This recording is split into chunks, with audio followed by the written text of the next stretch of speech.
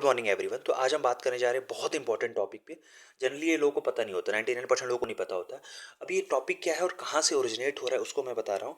जैसे इंडिया में जब इंडियन नेशनल बर्ड को फाइनलाइज किया जा रहा था, तो गवर्नमेंट के दिमाग में तीन ऐसे बर्ड थे। फर्स्ट वन इज सारस crane, second one is peacock, third one is great Indian bustard. ठीक है, लेकिन एट द लास्ट पिकॉक को चूज़ किया गया।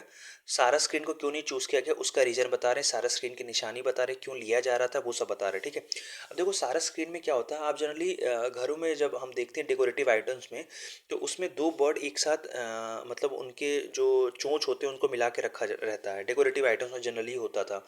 ठीक है, वो सारा स्क्रीन होता है। सारा स्क्रीन की क्या खासियत होती है कि लाइफ टाइम इसका एक ही पार्टनर होता है। अगर एक पार्टनर की डेथ हो जाती है तो ये दूसरे पार्टनर को चूज़ नहीं करता है, दूसरे पार्टनर के साथ नहीं रहता है, वो उसी के मतलब ग्रीफ में अपनी जान दे देता है। तो ये सारा स्क्रीन की निशानी थी, इसी वजह से सारा स्क्रीन को नेशनल बर्ड में चूज़ किया जाता है। लेकिन प्रॉब्लम कहाँ हो गई, प्रॉब्लम ये हो गई कि जो सारा स्क्रीन होता है उसका बहुत वेट होता है, उसका वेट 7.5 kg होता है। ठीक है, तो इस वजह से भी सारा स्क्रीन को हटा देगा, क्योंकि हर एक चीज़ देखी जाती है। अब ये इस वेट की वजह से क्वेश्चन आया यूपीएससी में। अब इसको ये कंसेप्ट अगर हमें पता होता तो वो क्वेश्चन कर पाते। क्वेश्चन क्या था कि कौन सा ऐसा, मैं बता दे रहा हूँ, कौन सा ऐसा बर्ड है जो बफेलो के पीठ पे बैठता है। अब ऑप्शन क्या थे, पहला था सारा स्क्रीन, दूसरा था कॉमन माइना, तीसरा था ग्रेट इंडियन बस्टर्ड, चौथा था वल्चर। देखो वल्चर ऑप्शन होगा नहीं, क्योंकि वल्चर तो बैठता नहीं, वल्चर होता है गिद्ध। गिद्ध जनरली क्या है, डेथ होने के बाद उसके मांस को खाता है, तो वो जनरली जिंदा में तो नहीं बैठेगा।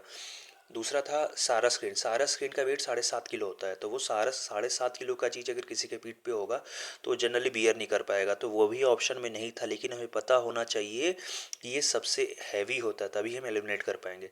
ग्रेट इंडियन बस्टर्ड नहीं होता है। और अब कॉमन माइना ही जो होता है वो पीठ पे बैठता है।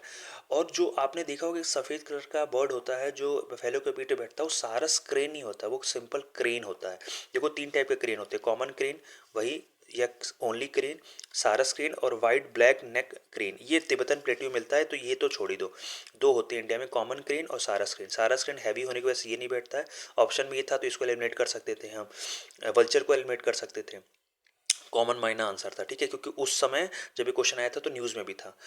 अच्छा, और ये सारा स्क्रीन जो heaviest and largest flying bird in India है, जो इतने वेट का है, हैवीएस्ट भी सबसे ज़्यादा है, और हैवीएस्ट होने की वजह से फ्लाइंग बर्ड भी है सारा स्क्रीन। तो ये सब पता होना चाहिए हमें, तभी हम इसका आंसर दे सकते थे।